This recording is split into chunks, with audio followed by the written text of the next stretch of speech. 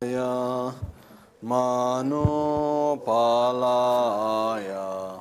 Vajra Sattva Tenopa Tishda Didro Mebawa Sotokayo Mebawa Supokayo Mebawa Anurakto Mebawa Sarva Siddhi Me Prayatsam Sarva Karma Sutsame Tsitam Shriyam Kuruhum Ha ha ha ha ho Bhagavan Sarva Tathagata Vajra Mame Munsa Vajra Bhava Maha Samaya Sattva Ahum Pe Sangye Chedan Tsoge Chanamla Chancho Pardo Dani Kyapso Chin Dagi Chinso Gibe Sonamgi Drola Pinchira Sangye Druparash Sangye Chedan Tsoge Chanamla Chancho Pardo Dani Kyapso Chin Dagi Chinso Gibe Sonam Drola Penchira Sangye Druparasha Sangye Chedan Sogi Chonamla Chancho Pardo Dani Kyapso Ching Dagi Chinso Gibe Sonamgi Drola Penchira Sangye Druparasha. Em Buda, Dharma e Sangha, tomo refúgio até a iluminação. Com a prática da generosidade e das outras perfeições, possa eu atingir o estado de Buda para o benefício de todos os seres sencientes.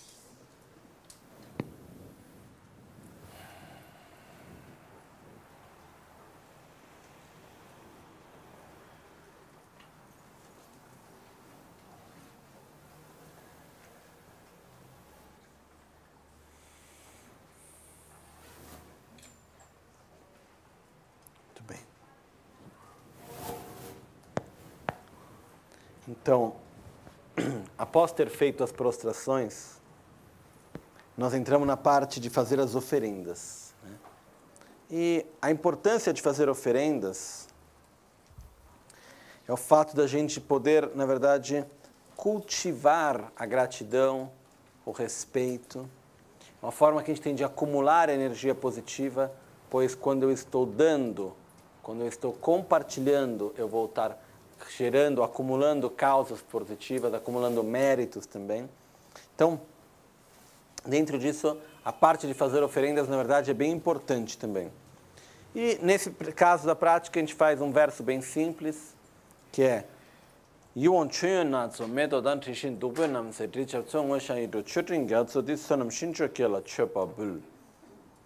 este oceano de nuvens de oferendas de fato preparadas e mentalmente visualizadas, água refrescante, flores diversas, incensos de agradáveis fragrâncias, luzes brilhantes, água perfumada e outras. Ofereço a vocês, ó Supremo Campo, campo de mérito, para o acúmulo de méritos. Ou seja, eu faço as oferendas para que através delas eu possa gerar a energia positiva necessária para o meu caminho à iluminação. Então, existe o fato que, dependendo a quem oferecemos, o tipo de energia que a gente acumula é diferente, o tipo de méritos que a gente acumula é diferente. Então, por essa razão, na verdade, no momento no que a gente oferece ao campo de méritos, ele é chamado campo de méritos no conceito de um campo mesmo, onde você pode plantar algo, né? Onde você tem um campo fértil, onde você coloca sementes, dessas sementes elas vão dar bons frutos. Por quê? Porque a terra é fértil. Dessa mesma maneira, o campo de méritos, que nesse caso é Guru Buda Lama Tsongkhapa, é um campo fértil onde eu vou fazer as ações virtuosas, eu vou poder colher bons frutos dessas ações. Então, eu vou estar conseguindo qual é o fruto das minhas ações, a energia positiva, o karma positivo, ou seja, os méritos que eu vou estar acumulando. Por isso que é chamado um campo de méritos, né? E se diz ser o excelente campo de méritos, ser Guru Buda. Tem várias pessoas e várias formas a quem eu posso estar fazendo oferendas, mas entre todos eles, o mais excelente se diz ser o nosso próprio ser, os seres sagrados, os Budas inseparáveis de nosso Guru. Então a gente faz essa oferenda. E nesse processo de fazer oferenda, qual é o estado interior que a gente está gerando? Um estado de generosidade, gratidão, respeito, que são estados importantes que a gente tem que gerar, né? Muitas vezes, hoje em dia, a gente acaba levando as coisas meio por óbvio, né? Quando alguém... Então, a gente tem esse conceito que eu pessoalmente não gosto, mas é um problema meu, de se relacionar com as coisas através de um fato de estar pagando pelo preço daquilo, né? Muitas vezes a gente sente que existe uma dificuldade em sentir gratidão, porque parece como que se eu estou recebendo alguma coisa de alguém sem ter pago por aquilo, eu tenho uma dívida com você por ter recebido aquilo de você. E é como se fosse um problema ter gratidão por alguém. Como se fosse um problema ter recebido algo e ter que dar algo em troca. Então, se é por isso, coloca um preço aí eu não tenho nenhum problema. E com o Dharma não é assim. Nunca foi. Eu, pessoalmente, pela minha grande fortuna, nunca tive que misturar esse relacionamento, que é o relacionamento com dinheiro, recursos materiais e os ensinamentos em si. Eu nunca recebia um ensinamento sem ter feito uma oferenda. Nunca. Sempre com os meus mestres, sempre que eu comecei um novo ensinamento, sempre que eu ia ver eles, eu ia me despedir deles, sempre que eu vou ao Tibete, ao meu mestre, sempre que começa um novo ensinamento, termina um novo ensinamento, eu sempre fiz e continuo fazendo oferendas. Porque quando a gente faz uma oferenda, é na verdade uma manifestação do valor e da importância que a gente dá àquilo. Não é pelo valor que tem ou não. Quando em vez a gente paga um valor, é como se a gente estivesse dando um preço, então a gente está fazendo uma troca quase. Eu estou te pagando isso, você tem que me dar aquilo. Porém, com o Dharma não é isso. Mesmo o que acaba acontecendo no Ocidente com os centros de Dharma, no Oriente hoje em dia também, em alguns lugares acontece também, quando não são monastérios, mas centros de Dharma, é que se não for colocado um valor sobre certas atividades, o que acontece é que também não tem o conceito de fazer uma doação. E no final das contas, a gente não pode chegar para as pessoas que trabalham no centro de Dharma ou para a conta de luz e falar pagamos com as bênçãos e as preces, né? Você acumulou muitos méritos nesse mês. Não funciona. Então, na verdade, o que ocorre? Quando a gente tem atividades as quais a gente paga, na verdade, o preço que a gente está pagando, o valor que está sendo pago, não é pela atividade, pelo ensinamento em si, mas é um valor para ajudar nos custos do todo da estrutura. Que é uma diferença bem clara. Porque se a gente tiver que colocar um preço, aí bagunça tudo. Isso não, eu, pessoalmente, me sinto muito à vontade e eu acho que não funciona. Qual que é o valor certo, por exemplo, a minha experiência pessoal, sempre que eu fui aos meus mestres, que eu fiz oferendas, qual é o valor certo de uma oferenda que eu faço? É o valor que não é nem de mais nem de menos. É um valor que quando eu faço oferenda eu sinto que eu não estou dando a mais daquilo que eu posso. E eu também não estou fazendo uma coisa sem dar um valor. É aquilo que eu me sinto confortável, eu não estou sendo nem a mais nem a menos. Aquilo que para mim é muito, para outro é pouco, aquilo que para mim é pouco, para outro é muito. Então, na verdade, o importante não é o valor material em si, mas é o nível no qual eu me coloco diante disso, né? E isso sempre foi assim, desde muito tempo para cá. Quando a Tisha foi ao Tibete, o que aconteceu? Tinha um rei, eu, como sempre, tenho memória péssima para nomes e datas, porém esse rei, ele queria muito que o budismo se restabelecesse no Tibete, por isso ele estava querendo que viesse um grande mestre. E o que ele foi fazer antes de poder convidar a Tisha para vir ao Tibete? Foi fazer um fundraising, foi arrecadar fundos. Então o que ele fez? Ele foi de reinado em reinado, pedindo doações para poder convidar um grande mestre a vir ao Tibete. Porque na época não era óbvio. Primeiro fazia a caravana que tinha que ir até a Índia. Aí você chega lá num monastério enorme e pede que o mestre principal deles vá para o Tibete. Quando era um país de bárbaros, né? Não é que tinha muito, não era um lugar, nossa, que bom.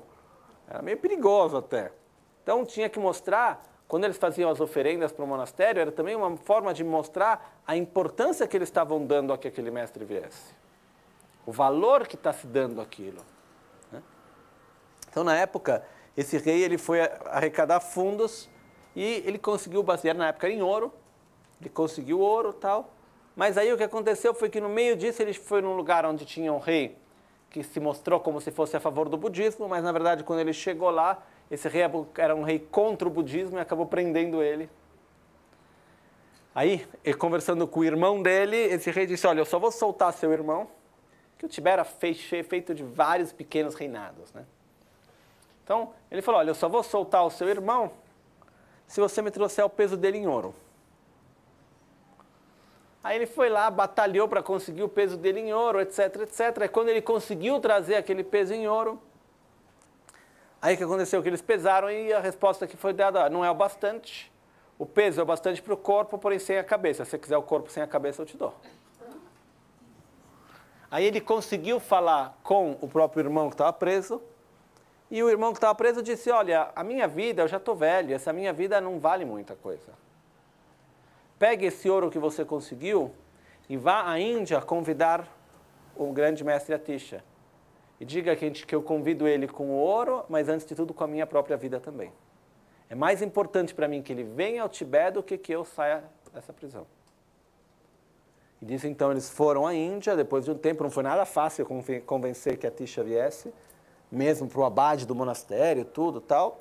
E de qualquer maneira, porque era uma época que o budismo já estava se degenerando um pouco na Índia, já estava se perdendo um pouco na Índia, e ele era um dos mais importantes mestres que existia em toda a região.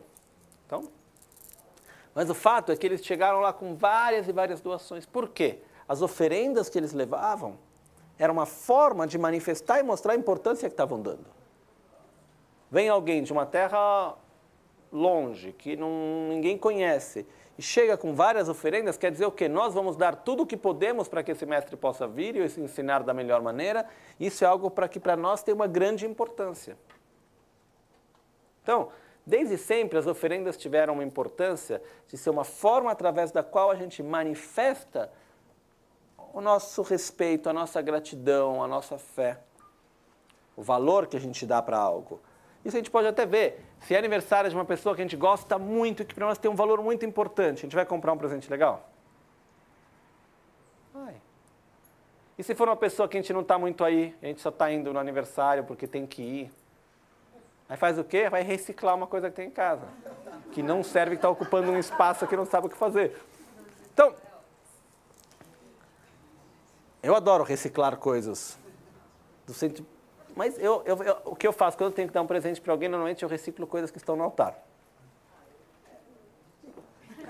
Eu vou pegar algo que eu tenho um carinho especial, eu coloco as coisas lá, deixo lá 1 ano, 2 anos, depois eu vou estar fazendo assim. Mas eu quero dizer que, voltando para o nosso ponto, quando tem alguém que a gente tem um grande carinho, a gente vai pegar algo que tem um valor para a gente. Que seja uma coisa que a gente tenha que comprar, que seja algo que a gente não precisa comprar, a gente vai procurar algo que para nós tem um valor especial, mesmo material. Ou seja, a gente manifesta o nosso respeito, o nosso carinho, o nosso amor através da matéria também. Isso me faz lembrar uma vez, tinha um amigo, tenho ainda, né? É um tibetano que se casou com uma italiana. A gente estava uma vez na Índia, aí ela meio brincando começou a reclamar, ele não me dá nunca nenhum presente. Não me dá nada, etc, etc. Aí ele sempre dizia, mas o que você quer mais? Eu já lhe dei o meu corpo, palavra e mente. Mais do que isso, o que você quer de mim? Aí eu brincava, podem ser 3 anéis. Um para o corpo, um para a palavra, um para a mente. Mas o que acontece é o fato que, na realidade, nós temos o hábito, e faz parte da nossa forma de ser, de manifestar a importância que a gente dá através da matéria. Então, por exemplo, por qual razão que nos monastérios é super comum você ver um monge tendo uma vida extremamente simples, aí vai ter o altar com a estátua feita de ouro, ou os implementos para cerimônias de prata e de ouro, e coisas de grande valor. Por quê? Porque é a importância que se dá para aquilo que aquele objeto representa. Não é por uma razão material em si, mas é o valor que eu dou à imagem de Buda, que é o que Buda representa para mim, que eu vou oferecer o melhor quando eu vou fazer aquela imagem. É uma coisa até chocante, muitas vezes, quando a gente vem com a nossa mentalidade mais ocidental, a gente chega em lugares no Tibete, etc., você vê uma região super pobre, de repente tem uma estátua toda de ouro, com diamantes e pedras preciosas, né? Os chineses até fizeram uma piada depois em relação ao Tibete, que falaram: o Tibete é um país que nunca se desenvolveu economicamente e socialmente, porque colocaram todos os recursos, a manteiga e o óleo colocavam para fazer vela para oferecer. A tsampa, em vez de comer, jogam para cima para oferecer para as divindades. As poucas árvores que tem, corta para fazer bandeirinha de rezas. Tudo bronze, ouro e prata faz estátua e coisas de oferendas. O país não cresce. Efetivamente, se todo o ouro e prata e riquezas que foram usadas para investir nos templos e para fazer oferendas tivessem sido usados para vender e fazer negócios e comércio, provavelmente o Tibete teria sido outra realidade do ponto de vista econômico, mas teria uma riqueza espiritual muito menor. Tem coisas que a gente não consegue conceber na nossa cultura. Lá no monastério, o templo principal tem o teto de ouro, banhado a ouro. Eu vi pouco tempo atrás, em Tashilhunpo, uns 2, 3 anos atrás, eu estava lá, estavam reformando e refizeram o teto do monastério. E um dos meus amigos, que é o sobrinho do Lama Gante, ele é responsável pelas obras lá. Aí ele foi até Xangai comprar ouro. Eram 125 quilos de ouro. Nesse caso, foi tudo pago pelo governo chinês, porque eles têm um acordo que tudo aquilo que foi destruído no passado, eles vão reconstruir. Nada de novo não se faz nada, mas tudo que existiu antes, consegue-se os fundos para refazer agora. Em Tashilhunpo estão reconstruindo praticamente tudo aquilo que foi destruído, da forma como era. Então, as estátuas, as pinturas, o teto em ouro, etc, etc. Então, um investimento enorme. Porém, por que vai se fazer o teto em ouro? Na verdade, ele representa a preciosidade daquilo que se encontra dentro. Então, é uma forma de valorizar o Dharma, de valorizar a Sangha. Para muitos de nós não encaixa. Mas o fato qual é? Quanto mais importância, quanto mais espaço eu dou para o caminho espiritual, mais espaço isso vai ter na minha vida. Então é o fato de oferecer, porque é através da matéria, mais uma vez, que a gente manifesta os nossos sentimentos. A gente cultiva eles. Fazendo um último exemplo, que é conectado entre oferendas e prostração. Eu, desde pequeno, eu sempre tive uma atitude muito natural, quando eu comecei a entrar em contato mais com o budismo, tal, de ter uma formalidade no respeito. Isso para mim sempre foi super normal. Me abaixar, levantar quando o mestre entra, tem várias coisas assim que para mim sempre foram super naturais. Aí eu me lembro uma vez que eu tinha, até no monastério de vez em quando eu tirava um sarro da minha cara, porque quando chegava um telefonema de Lama Gangchen, quando eu pegava o telefone, eu nunca consegui ficar no telefone sentado, normal, falando assim, eu sempre tive que me abaixar. Né? Então brincavam um pouco comigo por causa disso.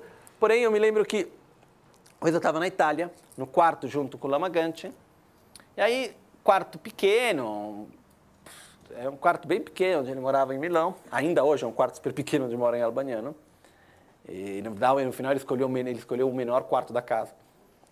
Mas, de qualquer forma, ele tem uma cama bem baixa, onde ele senta e as pessoas em volta, no chão, assim, no tapete, sentam juntas, tal, para conversar, escutar, estar junto, fazer as rezas, tal. E eu estava lá um dia, só que estava um monte de gente, como acontece muitas vezes, e não tinha espaço direito para sentar. Isso eu devia ter uns 13, 14 anos máximo. Aí o Lama Gangchen falou, não, vem cá, senta aqui na cama comigo. Eu falei, não posso. Isso para mim é uma falta de respeito, eu não posso sentar no mesmo nível onde você está. Só que ele foi lá e insistiu que eu sentasse lá. E é mais falta de respeito não fazer o que ele está me dizendo do que sentar lá. Então eu fui lá e sentei na cama, só que eu fiquei bem desconfortável, assim. Não é que eu estava na minha situação de maior conforto sentando no mesmo nível, porque para mim era um ato de falta de respeito, de uma certa forma. Muito bem, dia seguinte acontece a mesma situação, senta aqui, eu fui lá, já sentei, já está melhor, já mais fácil, né? Terceiro dia, chego lá, tinha lugar para sentar no chão, onde eu sento? Na cama. Aí eu me olhei e falei, o que eu estou fazendo? Olha como o hábito já vem. E o maior problema que eu percebi naquele momento depois, foi que no momento no qual eu comecei a diminuir a formalidade, dentro mexe alguma coisa também, muda alguma coisa. A nossa tendência é a gente trazer o mestre para o nosso nível. A gente julgar o outro através do nosso próprio forma de ser. Então, a nossa tendência é essa. A nossa tendência é eu sou uma pessoa com muita inveja, eu vejo uma atitude no outro, eu acho que ele também tem muita inveja. Essa é a nossa tendência normal das coisas. Então eu vejo isso muitas vezes, quando a gente perde a formalidade, ou a gente não tem a formalidade no respeito, muitas vezes a gente acaba trazendo outra pessoa para o nosso próprio nível. Que para outra pessoa em si não tem problema nenhum. Mas quem sai perdendo somos nós mesmos. Então, para mim, eu sempre mantenho uma formalidade, um respeito. Até hoje eu moro junto com o Lama Ganche, tenho uma intimidade incrível. Porém, todos os dias, quando eu me levanto, antes de fazer qualquer coisa, vou até o quarto dele e faço 3 prostrações. No final do dia, quando eu chego, se ele ainda está acordado, eu vou lá e faço 3 prostrações. Sempre, antes de fazer qualquer coisa, pede a permissão, está lá juntos. Quando chega, levanta. Tem vezes que você está para levantar, ele fala, fica sentado. Aí, tá bom, fico sentado. Já acontece algumas vezes, caso contrário. Tem pequenas coisas que fazem parte. E que isso nos traz, na verdade, a gente precisa, eu pelo menos preciso, enquanto uma pessoa que tem uma sua fraqueza. Então, a formalidade, ela nos ajuda a cultivar também dentro de nós as qualidades que a gente quer, que nesse caso é o respeito, a gratidão, a humildade, que são necessários. Quanto mais respeito eu dou, mais valor eu dou, mais importância eu dou, mais facilidade eu vou colocar em prática. Caso contrário, daqui a pouco vira um amigo, bate nas costas, vamos lá tomar uma cerveja. Que por um lado, tudo bem. Só que o que acontece quando é o amigo que me diz, olha, faça isso, será que eu faço mesmo? Então, nesse ponto de vista, fazer as oferendas, ter reverência, respeito, as prostrações, é algo que nos ajuda a cultivar o nosso relacionamento. Lembrar onde eu estou, onde Guru Buda está. Então, por isso que eu peço as bênçãos, ter esse relacionamento. Né? Por um outro lado, é claro, ter um respeito que seja só da boca para fora não serve para nada. Tem que ser algo profundo. Porém, ao mesmo tempo, o que ocorre é a formalidade. Eu não sou uma pessoa muito formal, pessoalmente. Eu não gosto de formalidades. Porém, eu, ao mesmo tempo, vejo como que não é um fato de formalidade, é um fato de ter uma atitude de respeito externa também. Trazer isso nos ajuda a cultivar o nosso estado interior também. Ir todo dia no altar, fazer as oferendas, a gente cria uma relação. É importante esse aspecto também. Então, por isso, fazer oferendas para nos ajudar a cultivar a nossa gratidão, o nosso respeito, a nossa fé, isso é importante também. Ok? Então, quando a gente faz esse verso, a gente visualiza que no nosso coração se emanam várias divindades de oferendas que levam as oferendas até Guru Buda Lama Tsongkhapa, ele recebe as oferendas, ele entra num estado de grande beatitude e vacuidade, como se experimentasse um grande prazer em receber as oferendas, depois as divindades das oferendas voltam e se reabsorvem em nosso coração. Nesse momento, se a gente quiser, a gente pode até fazer um extra que não está aqui, mas querendo, a gente pode fazer os mudras e as oferendas como Omo Guru Buddha Sapariware Argam Padyam Pushbe Dube Aloke Gende Nevide Shabta Pratitsa Hum Soha. Ou seja, a gente faz as oferendas. Na verdade, chegando nesse verso, a gente pode fazer 50 versos de oferendas, ou fazer só um verso de oferenda. O fato é que a gente está fazendo uma oferenda, a gente está compartilhando algo que a gente tem materialmente. Então a gente foi lá, acendeu a vela, colocou um incenso, colocou uma fruta, ofereceu alguma coisa. E ao mesmo tempo a gente está imaginando. Então tem as oferendas efetivamente preparadas e aquelas visualizadas. Então a gente oferece. E esse é o momento que a gente faz esse verso, tá? Então isso é uma parte de acumulação de méritos também importante. Próximo ponto, eu vou passar um pouquinho rápido, porque a gente tem bastante coisa para ver ainda. O próximo ponto é a parte chamada confissão, que na verdade eu prefiro um outro nome também que pode ser usado, que mais do que confissão é admitir abertamente os próprios erros.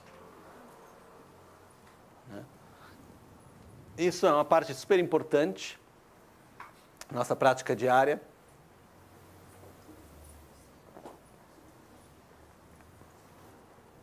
Quando a gente fala sobre admitir abertamente os nossos erros, é a prática de reconhecer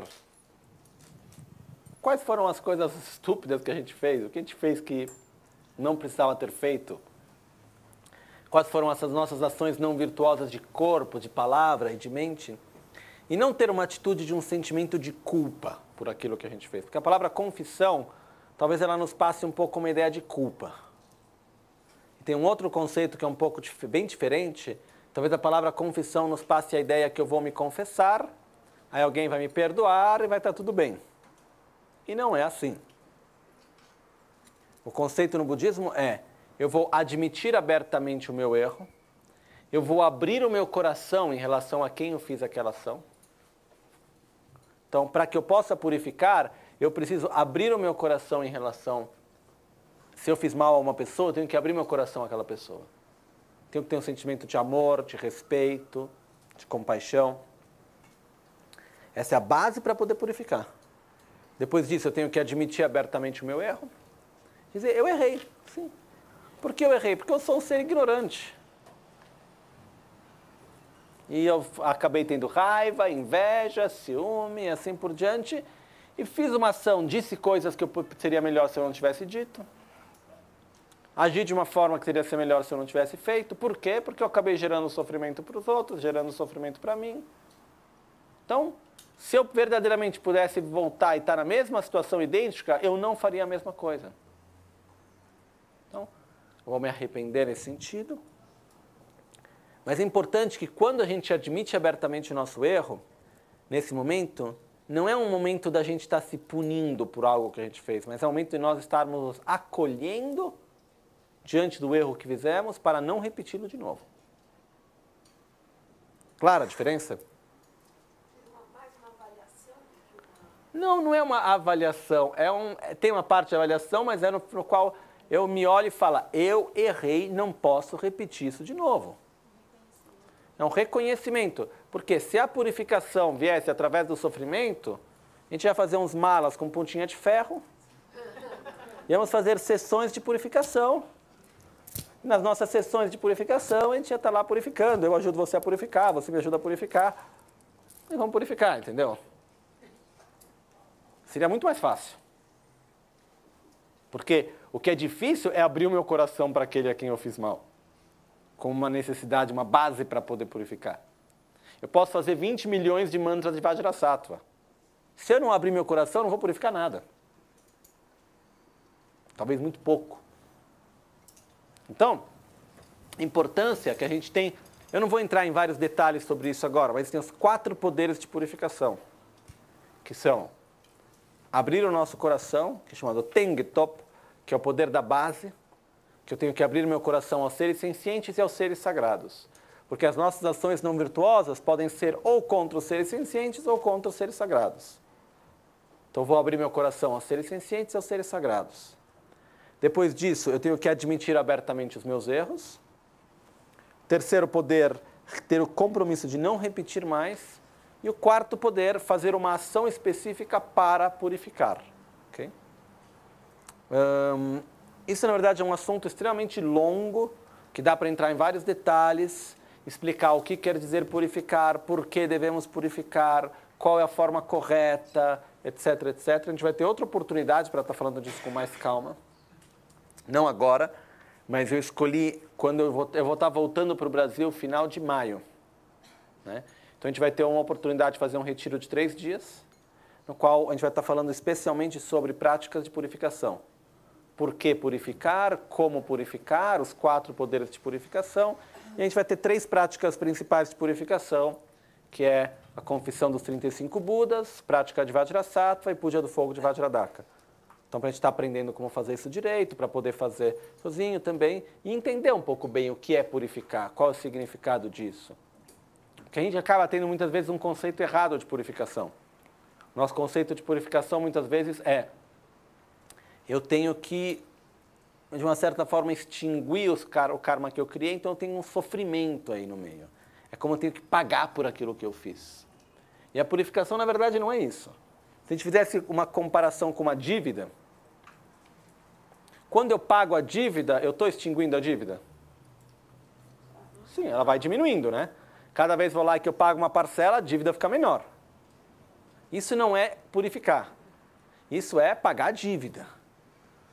Então, cada vez que eu tenho um sofrimento, está diminuindo o karma negativo? Tá. Esse sofrimento que eu estou vivendo, ele é uma manifestação, está amadurecendo um karma negativo que eu fiz, então aquele karma em si está se extinguindo. Ok? Mas isso não é purificação. Purificação é eu conseguir uma amnistia e não ter que pagar a dívida. Poder acabar com a dívida sem ter que pagar ela. Purificar quer dizer eliminar um karma negativo sem ter que viver o resultado negativo daquele karma. Isso é o conceito de purificação. Qual é a importância da purificação? Se a gente deixa entrar num ciclo de resultados de nossas ações não virtuosas, a nossa tendência é reagir com violência diante do nosso próprio sofrimento. Então, a nossa tendência é reagir com raiva, com inveja, com ciúme, com ações não virtuosas diante das nossas situações de sofrimento. Então, a gente entra num ciclo vicioso. E tem níveis de sofrimento que, quando entra-se nesse nível, é absurdo. A gente vê, tem lugares onde tem um nível de violência, e a coisa mais absurda é que as pessoas que acabam vivendo na violência, vivendo num grande sofrimento, acabam se tornando ainda mais violentas. E entra num ciclo infinito. Isso é um pouco o que são os infernos também. Então, purificar, na verdade, tem uma importância enorme. Uma delas é que um dos aspectos do karma, agora sem entrar em muitos detalhes, porém, um dos aspectos do karma é que o karma cresce. No que eu faço uma ação, é como uma energia que eu coloco, tem uma sua inércia. Se eu não fizer uma ação oposta àquela, direcionada contra ela, ela vai continuar a crescer. Tanto positiva quanto negativa. Então, se eu vou lá e faço uma ação negativa e eu não faço nada, deixo ela lá, principalmente se eu ainda não, em tibetano se diz chaba da machaba, se ela é escondida, eu não conto para ninguém, eu faço de conta de nada, tal, aquela energia vai crescer. Por isso que é importante a gente, cada vez que a gente se arrepende de uma ação, a gente está fazendo uma atitude, uma energia oposta àquela ação que a gente cumpriu. Se eu me arrependo de uma ação positiva, eu vou estar bloqueando a energia positiva que eu fiz. Se eu me arrependo de uma ação negativa, eu vou estar bloqueando aquela energia negativa. Então, é o fato da gente poder admitir abertamente o nosso erro e se arrepender, falando, eu errei. Pronto. Não quero mais fazer isso. Isso não me faz bem. Não faz bem aos outros. Não posso mais permitir que isso aconteça. Pode acontecer de a gente repetir ainda aquela ação? Claro. Tudo bem. Aí vamos voltar e dizer de novo, vou repetir de novo. Okay? Porém, é muito importante no nosso dia a dia da nossa prática, a gente poder, pelo menos, observar um pouco, parar por um minuto e falar, que besteira que eu fiz hoje? Né? Quais foram as atitudes que eu tive com raiva, com inveja, com arrogância, com egoísmo? A gente olha, reconhece e fala, isso não foi bom. Possa eu não repetir mais essa ação. Não quero mais fazer isso de novo. Se a gente conseguir no nosso dia a dia trazer isso, isso nos ajuda a estar direcionando a nossa mente. A não repetir os mesmos padrões. Okay? Então, aqui o verso diz: Kanshi tome tune sapai lunga ige mige chigi dan kebardon basumge midun cho ningne gyoba chakbe sosur sha. Quaisquer ações não virtuosas cometidas com corpo, palavra e mente, que acumulei desde um tempo sem início. Quais são as ações não virtuosas? Qualquer ações que eu tenha feito com raiva, ódio, rancor, inveja, ciúme, apego, egoísmo, arrogância, avareza, violência de qualquer tipo. Qualquer ações não virtuosas cometidas com corpo, palavra e mente, ou seja, ação física, palavras que eu tenha dito ou pensamentos que eu tenha feito, que eu acumulei desde um tempo sem início, e especialmente as transgressões dos 3 votos. Os 3 votos, existem duas formas diferentes de ver quais são os 3 votos. A mais comum é que nós temos os votos de Pratimoksha, os votos de Bodhisattva e os votos tântricos. Os votos de Pratimoksha são os votos da liberação pessoal. E o que acontece com os votos? Tem votos que fazer algo não é necessariamente uma ação negativa, mas no momento no qual eu tenho um compromisso de não fazer aquilo, aquela ação se torna uma ação negativa pela quebra do compromisso que eu tive. Okay? Então o que acontece? Eu vou me arrepender também das vezes que eu não mantive os meus compromissos da forma correta. Sejam os compromissos que eu tomei em relação à minha liberação pessoal, como o voto de não matar, não roubar, não mentir e assim por diante. Seja em relação aos votos do Bodhisattva, que são os 18 votos raízes e os 46 votos menores. Seja em relação aos votos tântricos, que são os 19 votos principais dos 5 Jani Budas. Então, isso é especialmente, ou se não, a transgressão dos 3 votos, de outra forma de ver 3 votos, que são a moralidade dividida em 3 tipos de votos, que é o voto de abandonar as ações não virtuosas, de cumprir ações virtuosas e de beneficiar os outros. São os 3 tipos de votos que existem também. Do fundo do meu coração, com grande arrependimento, confesso cada uma delas. Eu admito abertamente e me arrependo de todas as ações não virtuosas que eu fiz. Aquelas que eu me lembro e aquelas que eu não me lembro. Que eu mal me lembro do que comi no almoço. Acho que eu vou me lembrar das ações não virtuosas que eu fiz ontem, anteontem, semana passada, mês passado, ano passado? Não, né? Se a gente pode imaginar que o karma é um pouco como, imagina se a gente tivesse um cartão de crédito, que a parcela chega depois de uns 10, 15, 20 anos, sem nenhuma descrição. A gente vai usando, né? Só que os pagamentos pelos trabalhos que a gente faz também vai chegando num tempo que a gente não sabe quando, e também não vem a descrição. Às vezes quando a gente vem tem crédito. Nossa, claro, do que foi aquele crédito a gente não sabe. De repente, quando a gente vê, tem uma conta para pagar enorme, a gente também não sabe de onde vem aquilo. Isso é um pouco o nosso karma. Então, no momento no qual eu me arrependo, eu nem lembro mais quantas são as dívidas que eu criei, o que eu fiz, o que eu comprei, o que eu não deixei de comprar. Então, todas as ações que eu cumpri, que eu fiz com raiva, com ódio, rancor, aversão, violência, inveja, ciúmes, arrogância, avareza, egoísmo, eu me arrependo abertamente, porque eu sei que são ações negativas. Então, quaisquer ações eu tenha feito, eu admito abertamente que foi um erro. E tenho o compromisso de não repetir mais essas ações. Então, por isso que se diz, eu confesso do fundo do meu coração todas as ações que eu tenha feito, negativas que eu tenha feito desde um tempo sem início. Ou seja, não importa quando foi. Então, isso é o momento no qual a gente faz essa parte da purificação. Querendo, a gente pode pegar nesse momento da prática e fazer a prática de Vajrasattva, fazer o puja de fogo de Vajradhaka, fazer a purificação dos elementos, como na prática da autocura, fazer a confissão dos 35 Budas. A gente pode fazer qualquer prática de purificação nesse momento também. Por exemplo, a prática das prostrações que eu estava explicando antes, se a gente fizer ela no momento das prostrações, a gente está dando ênfase para cultivar humildade, respeito e gratidão. Se a gente fizer as prostrações no momento da confissão, a gente está dando ênfase para a purificação das negatividades. A gente pode fazer nesses 2 momentos a prática de prostração. Okay? Muito bem. O próximo passo, depois de ter feito isso, é a prática que, na verdade, é o regozijo das ações virtuosas, que é uma outra parte extremamente importante também. Ou seja, eu vou gerar felicidade, alegria, pelas ações virtuosas cometidas pelos outros e por mim mesmo. Né?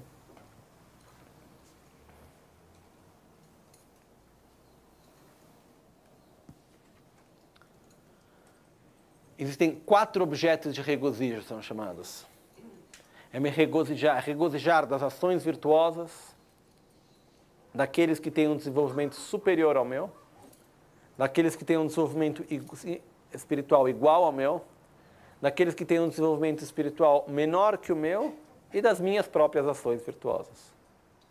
Então são esses 4 objetos dos quais a gente vai regozijar. Regozijar é verdadeiramente sentir alegria pelo bem-estar, pela felicidade e, antes de tudo, pelas ações virtuosas dos outros. Qual é a base para poder regozijar? Não se comparar. Não é fácil regozijar.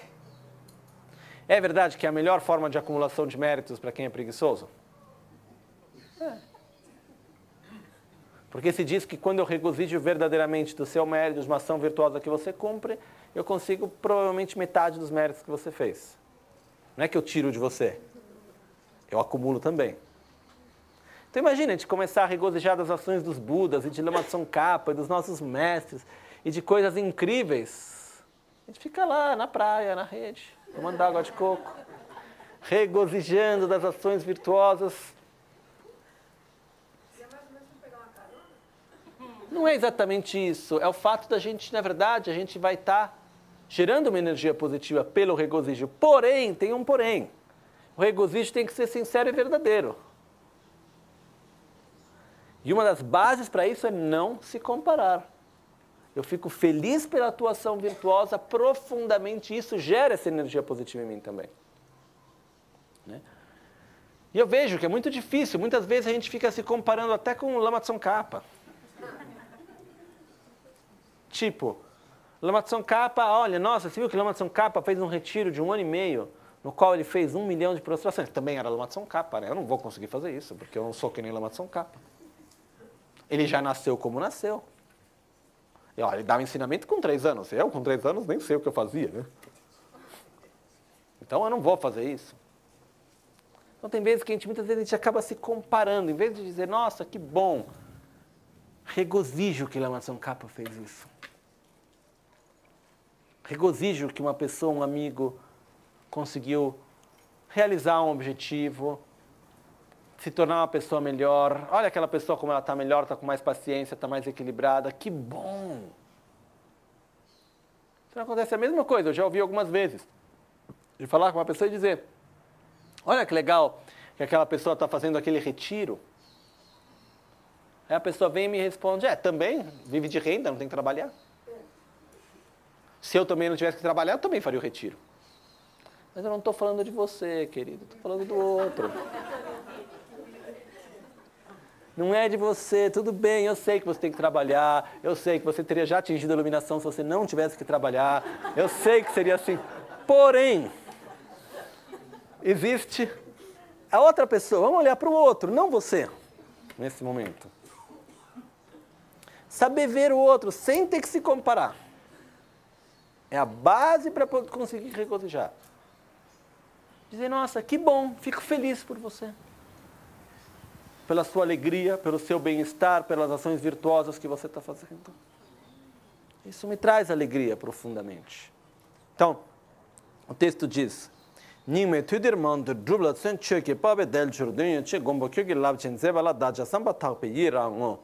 que é regozijar especialmente das ações virtuosas de Lama Tsongkhapa.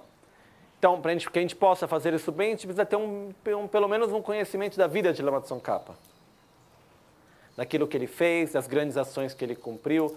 Existem biografias de Lama Tsongkhapa em inglês, que são muito bem escritas também. Eu não sei se existe em português, não acredito. Mas é muito importante a gente poder ter esse conhecimento também para entender, né, qual foi a história, o que está por detrás, quais foram as grandes ações Mas as principais foram o fato de Lama Tsongkhapa ter colocado à disposição os ensinamentos de Buda com uma clareza tão grande para nós. Isso foram as principais ações. Então a gente vai regozijar. Então, como diz, nesta era degenerada, com esforço para obter profundo conhecimento e realizações, Lama Tsongkhapa mesmo, ele se dedicou de uma forma incrível para ter conhecimento e realizações. E ao abandonar os 8 dharmas mundanos, ou seja, Lama Tsongkhapa abandonou completamente o apego aos bens materiais, ao prazer sensorial, ao reconhecimento da própria imagem. Vocês tornaram significativas as suas vidas plenamente dotadas. Ó protetores, ou seja, Lama Tsongkhapa, Gyatso Rinpoche, Kyudo Rinpoche, do fundo do coração, regozijo nas grandes ondas de suas ações iluminadas. Então, do fundo do meu coração, eu regozijo em suas ações. Eu regozijo naquilo de positivo, nas ações virtuosas que você fez, no bem que você deu a cada pessoa, na alegria que você gerou, em todos aqueles que você conseguiu tocar o coração com o seu coração. Regozijo profundamente. Nesse momento a gente regozija também das ações virtuosas que todos os seres sagrados fizeram. Então a gente pensa, todas as ações que foram feitas com amor, com sabedoria, com generosidade, todas as vezes que conseguiu se ajudar um ser a sofrer menos, a guiá-lo no caminho à iluminação, regozijo profundamente disso. A gente regozija daqueles que, como nós, estão no mesmo caminho e conseguiram fazer coisas boas. Regozijamos daqueles que têm um desenvolvimento inferior ao nosso, que a gente não sabe exatamente quem são.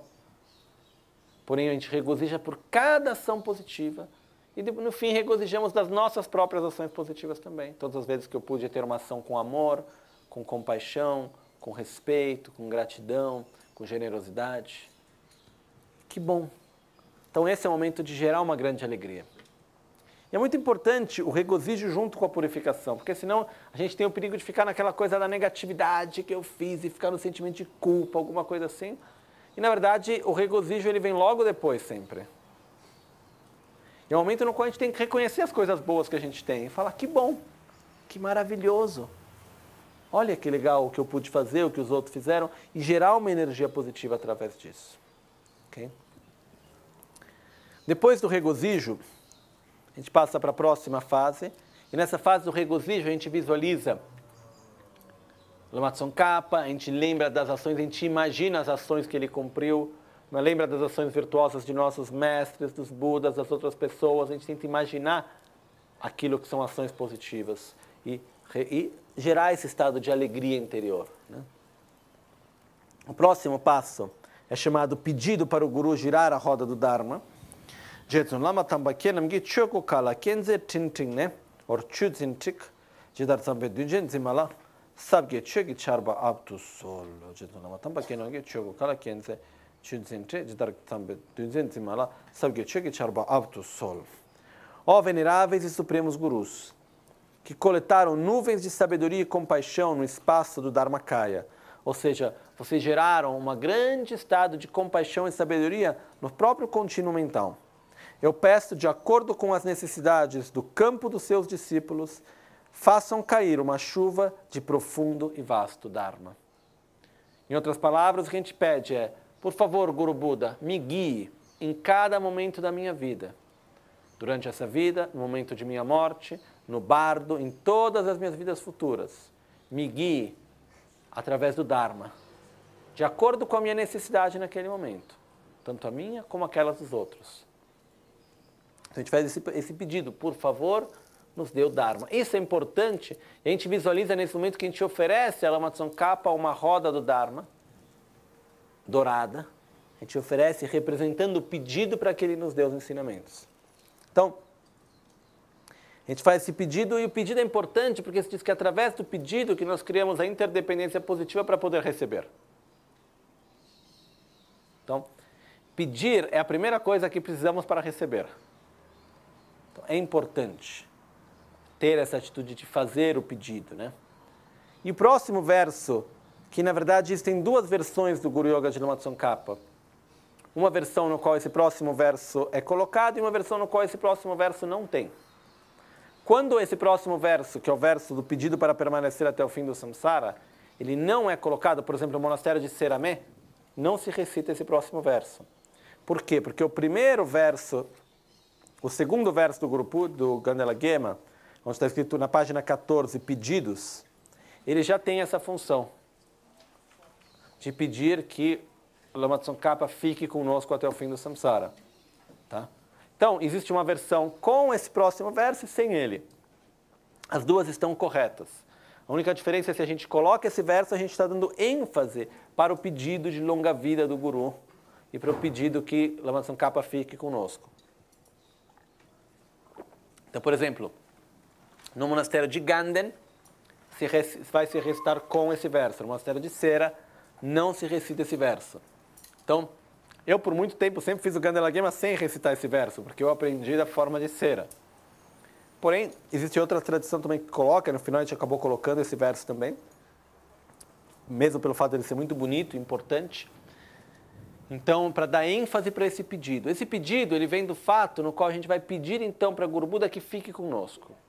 Isso é importante como uma causa que a gente vai estar criando, uma interdependência positiva, para que a gente possa sempre estar na presença de nosso mestre, sempre na presença dos ensinamentos. E ele começa, a história desse pedido vem desde a época de Buda, que no final da vida de Buda, Buda foi ao seu atendente, que se chamava Ananda. Foi Ananda e disse, então, Ananda, você sabia que um Buda, se ele quisesse, ele fosse pedido, ele poderia viver por dezenas de milhares de anos?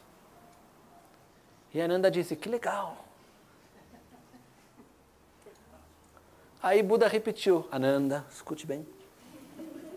Um Buda, se quisesse e lhe fosse pedido, ele poderia viver por dezenas de milhares de anos. E Ananda, nossa, muito especial. Terceira vez, Ananda, escuta bem. Um Buda, se quisesse e se alguém lhe pedisse, alguém pedir, ele poderia viver por dezenas de milhares de anos. E Ananda ainda disse, que coisa maravilhosa, que incrível, e ficou por isso. E pouco tempo depois, Buda faleceu. Né? E na época tinha um dos principais discípulos de Buda, que ele morava numas cavernas nas florestas na Birmânia, porque ele era muito parecido com Buda fisicamente. Então fazia um pouco de confusão. Aí quando Buda faleceu, ele voltou, e foi ele que organizou tudo. E ele deu uma bronca enorme em Ananda. Porque ele falou, como que você não pôde entender a mensagem que você recebeu? Olha a oportunidade que estava aí. Né? E Ananda, ele ao mesmo tempo que foi um discípulo super dedicado e um atendente fiel a Buda, ele não tinha atingido ainda as realizações. Né? Depois até aconteceu que depois, quando todos os discípulos se reuniram, os principais discípulos que tinham já atingido um nível de eliminar a ignorância, então eles tinham uma memória de tudo aquilo que tinham escutado até então, para transcrever os ensinamentos. Mas o único que tinha participado de tudo era Ananda. Então eles precisavam de Ananda também para participar e completar os sutras. Só que Ananda não tinha ainda as realizações. Então ficaram os 500 arhats lá, torcendo para ele. Vamos lá, medita aí. Né? Até que Ananda conseguiu atingir as realizações, aí puderam completar os sutras de Buda. Né? Então, o que acontece é o fato que, desde então, existe esse pedido para que permaneça. Daí nasce a tradição, a gente pedir que o nosso Guru tenha longa vida, pedir que Buda fique conosco, que o Guru Buda fique conosco. Porque não é um fato de vontade, nesse caso de Buda ou não, é a condição que tem que ser criada. Do nosso lado como discípulo. Então, é feito esse pedido que diz, Namda wese yingne shempa yi songjokula charnu mingayang tamena she sugu rakpani site bardu minup temprashuk. Esse verso ele é específico para pedir que o Guru permaneça até o fim do samsara na forma do Guru grosseiro, com o corpo manifestado para nós, para a longa vida do Guru. Vocês emergem da esfera pura de clara luz, e apesar de seus corpos de união não estarem sujeitos nem ao nascimento nem à extinção, possam os seus corpos de forma grosseiros, rupakaya, que aparecem aos seres comuns, como nós, permanecerem estáveis, sem nunca se extinguirem até o fim do samsara. Então é o fato no qual eu reconheço, Guru Buda, o seu corpo na sua natureza, ele não tem nem nascimento nem morte, porque é constante. Não tem o conceito de morrer e nascer, porque tem uma consciência sempre constante presente. Porém, para que você possa se manifestar e ajudar nós, seres comuns, a gente precisa de uma manifestação grosseira. Então, possa esse seu corpo grosseiro, com o qual nós, seres comuns, podemos nos comunicar diretamente, possa ele se manter conosco até o fim do samsara, até que seja necessário. Então, é um pedido de longa vida também, esse verso específico que tem aqui. Okay? E nesse momento a gente visualiza que a gente oferece para o trono de Lama Tsongkhapa um dorje duplo.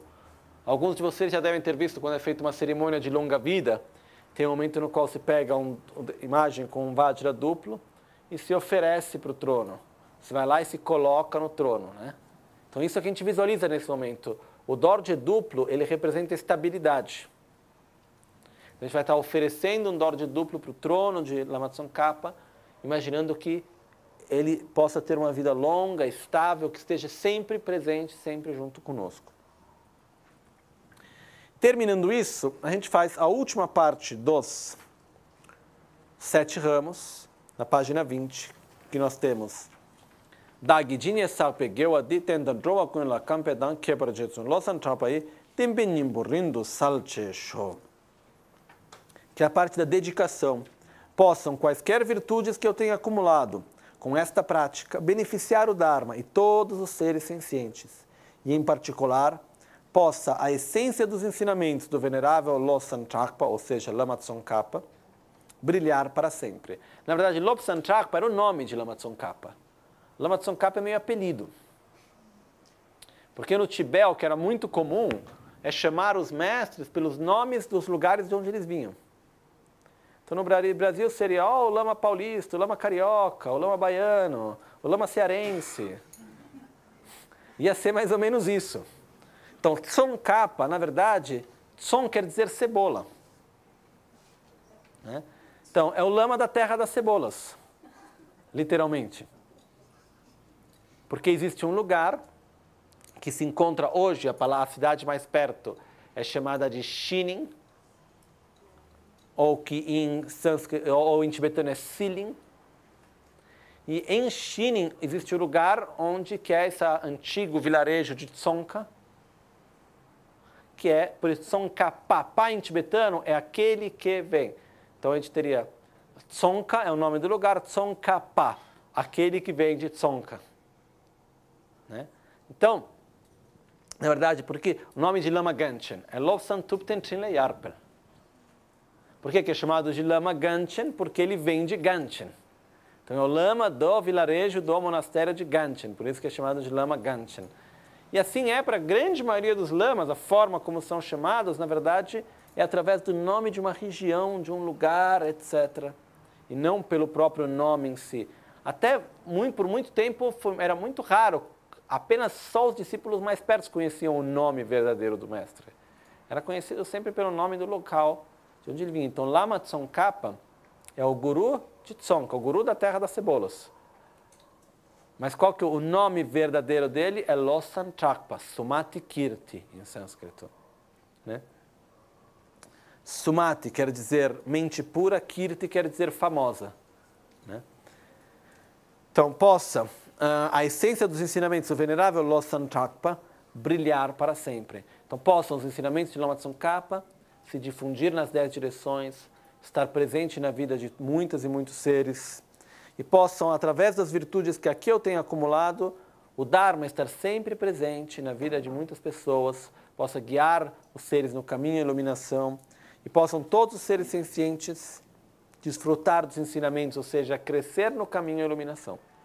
Então, a gente faz a dedicação. Dedicar é muito importante, porque quando a gente gera uma energia positiva, se a gente não dedica a ela, muito facilmente a gente consegue perder ela. Então é importante a gente abrir o coração e dedicar a ação virtuosa que a gente fez para o bem comum, para o bem dos outros. E é o que a gente vai estar fazendo nesse momento. Ok? Então, se a gente quiser, a gente pode fazer a visualização nesse momento que do nosso coração se emanam raios de luz, que se representam os méritos que a gente acumulou, que vão a todos os seres, levando bem-estar, levando alegria, compartilhando com eles. E ao mesmo tempo, tendo o Lama Tsongkhapa diante de nós, a gente dedica isso com clareza para que os seus ensinamentos possam sempre estar presentes em todas as formas possíveis, daqui até o fim dos tempos, se em algum momento existir, para daqui para sempre, né? Até o fim do samsara. Então, com isso, nós terminamos, assim chamados, os 7 ramos. Tem a parte. 7 ramos são prostração, oferenda, purificação das negatividades, regozijo, acumulação de méritos, pedido dos ensinamentos, pedir que gire a roda do Dharma, os ensinamentos, pedir que fique conosco até o fim do samsara, e dedicação. Esses são os 7 ramos. Okay? Se a gente pega a prática do Guru Puja, praticamente é a mesma coisa. Okay? Depois disso, nós entramos então a quarta parte, que seria pedir as bênçãos. Então a gente começou preliminares, acumular mérito, purificar as negatividades, pedir as bênçãos. Okay? Aí depois disso a gente vai ter meditar no caminho gradual à iluminação e a parte final da absorção. Então, para fazer o pedido de bênção, primeiro a gente faz uma oferenda, a gente vai fazer assim chamada oferenda do mandala. Na verdade, quer dizer, a gente oferece o universo. A gente oferece tudo aquilo que existe. Porque eu tenho o meu julgamento do que é bom e do que é ruim. Mas isso é só aquilo como eu vejo. Então eu ofereço tudo. Simplesmente a gente faz esse mudra, no qual a gente vai colocar, vamos ver se eu consigo explicar. Tem o desenho aqui, né? Sem o mala, só para que vocês vejam melhor. Normalmente a gente faz assim, ó. Encaixa os dedos dessa maneira. Aí vai colocar o polegar no mindinho, ok? Aí o dedo médio vai se unir. Aí o indicador vai pegar o dedo anular, ok? O indicador pega o médio e o anular sobe, exatamente, ok? Então a gente vai juntar mindinho com mindinho. Aí o polegar segura o mindinho. Aí o anular sobe, junta. Aí o indicador segura o dedo médio. Ok? O que isso representa? Representa, no centro a gente tem o Monte Meru, que é o centro do universo. E nos 4 cantos nós temos 4 continentes. Na verdade, é uma representação do universo. E, normalmente quando a gente faz isso, a gente sempre coloca o mala em volta, para não deixar as mãos vazias. E nesse momento o que a gente visualiza é que nas nossas mãos se encontra todo o universo. Então é como se fosse um pouco aqueles vidros que tem uma cidadezinha dentro com a neve que gira assim. Ou como se fosse um espelho que reflete muita coisa. Se eu pego um espelho pequeno, consigo refletir uma montanha enorme num espelho? Sim, a reflexão está lá, a imagem se representa lá. Ou se eu pego numa televisão, está lá a imagenzinha de muita coisa. Parecido com isso, a gente pega essa qualidade do espaço e representa nas nossas mãos todo o universo. Ok? Então, a gente imagina tudo. A gente imagina o universo de uma forma pura, tudo aquilo que existe. A gente oferece, então, esse universo para Guru Buda como um pedido de bênção. Okay? E nós dizemos, então, Sashi Pyoge Chushi Meto Chan Ravlichini de Gembade Sange Shinto Mikte Ulwargi Drugunamda Shinla Chobrasho Yidam Guru Ratna Mandrala Kam Niryatayami. Esta terra ungida com perfumes e coberta de flores, adornada com o Monte Meru, os 4 continentes, o Sol e a Lua. Ofereço a vocês como campo dos Budas, para que todos os seres possam desfrutar desta terra pura. Envio este precioso mandala a vocês, preciosos gurus.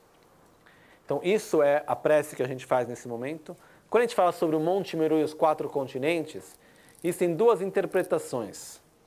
Uma, que quer dizer este nosso planeta, de acordo com os ensinamentos de Kala Chakra, é chamado na verdade, Zambulim seria o planeta pequeno e grande, são duas formas que é visto. Quando a gente fala sobre o pequeno, seria ver esse planeta Terra. Então nós temos o Monte Meru, que é visto como o centro do planeta Terra, e é representado pelo Monte Kailash.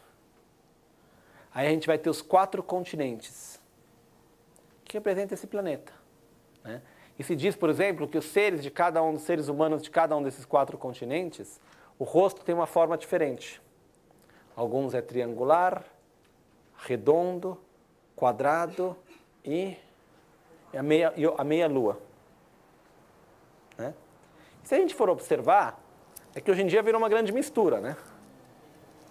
Mas até pouco tempo atrás, cada região, o ser humano tinha uma forma diferente do rosto, etc, etc. Eu nunca estudei nada sobre isso, mas é só a gente pensar um pouquinho que a gente vê que existe essa diferença mesmo, né? E aí eram colocadas as diferenças, tem toda a explicação sobre os 4 continentes, etc, etc.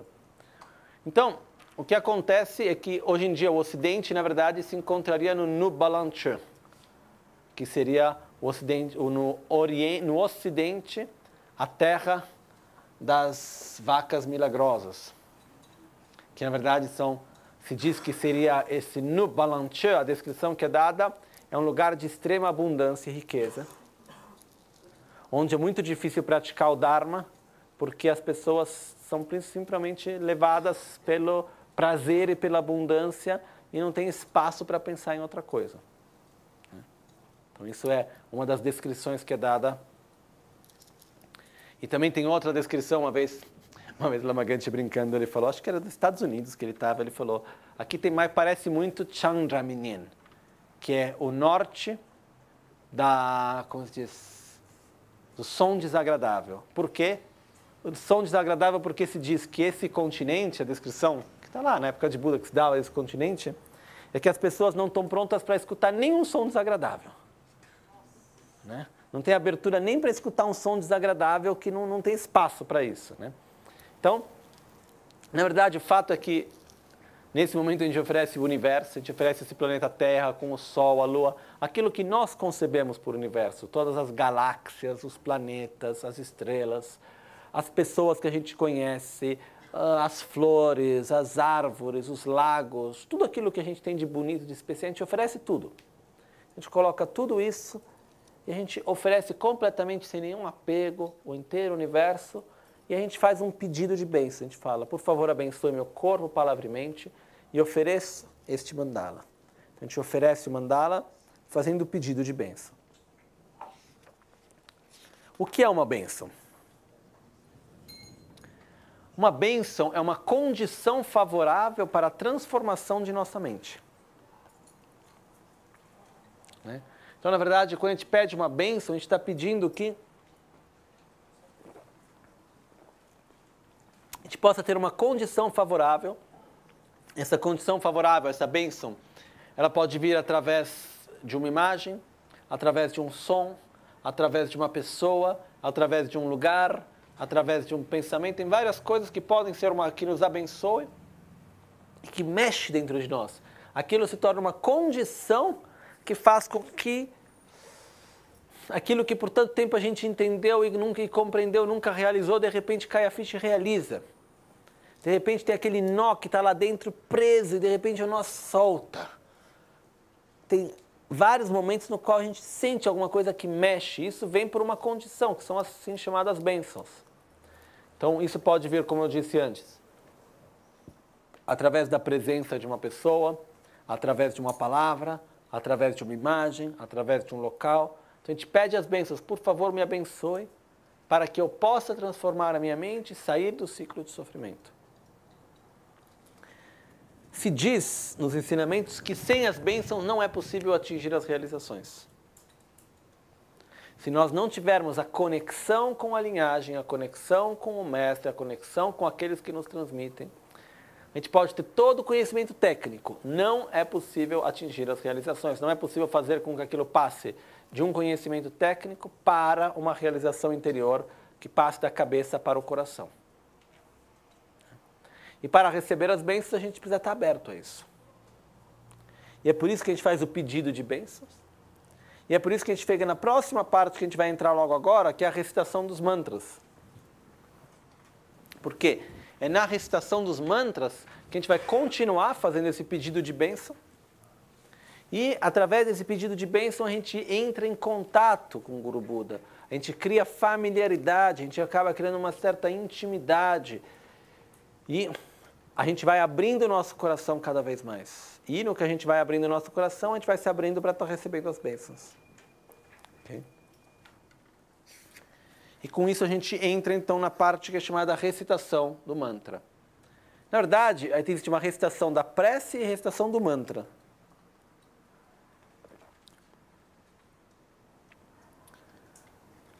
Nós temos a prece de Lama Tsongkhapa, na página 24, que é o Mimetseu Eterche Chenrezi Trime Kembe Wambo Chambelian, Dubum Malu Jomse São Eda Kanche Kebe Tsugien Tsongkhapa Losan Rabe Shabla Solwadeb.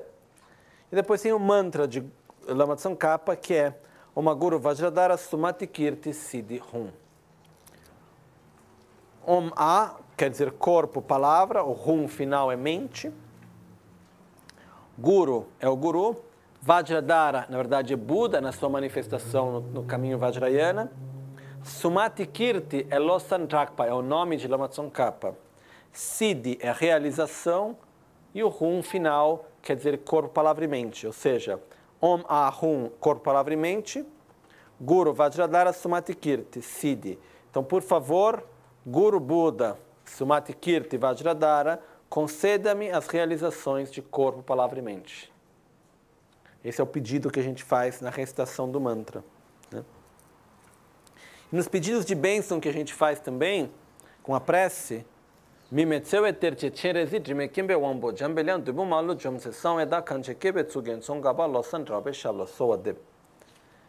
é uma prece, como eu disse antes, que ela foi escrita originalmente por Lama Tsongkhapa. E ele ofereceu essa prece para o guru dele, que era Jetsun Rendawa. Porém, Jetsun Rendawa, ele dava para ele, Lama Tsongkhapa era mais importante que ele. Ele mesmo depois se tornou discípulo do próprio Lama Tsongkhapa, né? Então tinha uma troca muito bonita entre eles. Então ele ofereceu de volta a Lama Tsongkhapa essa prece, dizendo, não, quem é digno dessa prece não sou eu, mas você. Então ele mudou uma parte da prece e nesse momento ele ofereceu essa prece a Lama Tsongkhapa e desde então os discípulos de Lama Tsongkhapa recitam essa prece. Que o significado é Mingmetseu Eterche Chenrezi Avalokiteshvara, grande tesouro de compaixão não dual. Jime Kimbewambo Jambelian Manjushri, mestre da perfeita sabedoria imaculada. Dubumalo Jumse São Eda Vajrapani, destruidor total das hordas de demônios, que na verdade aqui está falando sobre os três poderes: poder de compaixão, amor e compaixão, sabedoria e poder de realização. Tsongkhapa, joia da coroa dos sábios do país das neves. O país das neves é o Tibete. Então você é a joia da coroa dos sábios. Entre os sábios você é o mais sábio. Tsongkhapa, joia da coroa dos sábios do país das neves, Sumati Kirti, aos seus pés de lótus faço pedidos. Por favor, me abençoe. Então, essa é a prece que a gente faz, essa é uma prece que tem um grande benefício, na verdade, eu diria que é uma das preces mais recitadas em toda a tradição Gelupa, né? E é muito comum fazer retiro dessa prece e recitar ela várias vezes.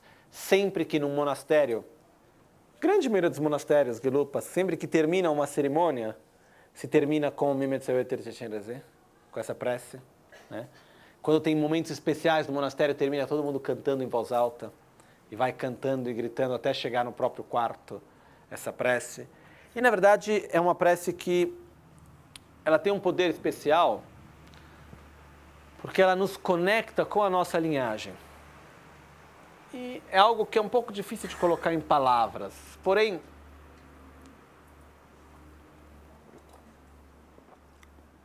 uma coisa que eu já falei algumas vezes, eu acho que para a nossa mente ocidental, que a gente pode se tornar budista, mas a gente dificilmente abandona a nossa religião principal, que é a ciência, né? Então, se uma coisa é provada pela ciência, a gente acredita. né? Não importa se a gente entendeu como foi provado, não entendeu como foi provado, como é, como não é. Mas muitas vezes a gente tem isso. E existe um cientista que fez alguns estudos e desenvolveu uma teoria, que é a teoria do que é chamado campo morfogenético, que é aquilo que eu encontrei até hoje mais parecido com o conceito da linhagem.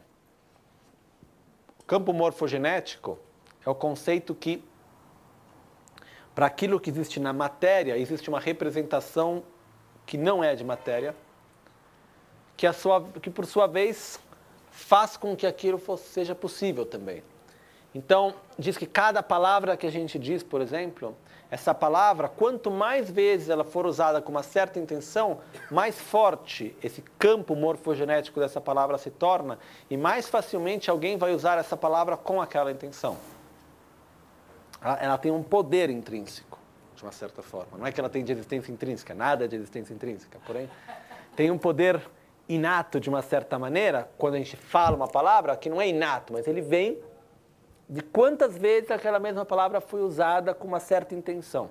Então, quando a gente faz, por exemplo, essa prece, desde a época de Lama Tsongkhapa, essa prece tem sido recitada exatamente com essas palavras por milhares e milhares e milhares de praticantes, com fé, respeito, amor, compaixão, sabedoria. Então a gente se conecta com isso, no momento no qual a gente vai recitar.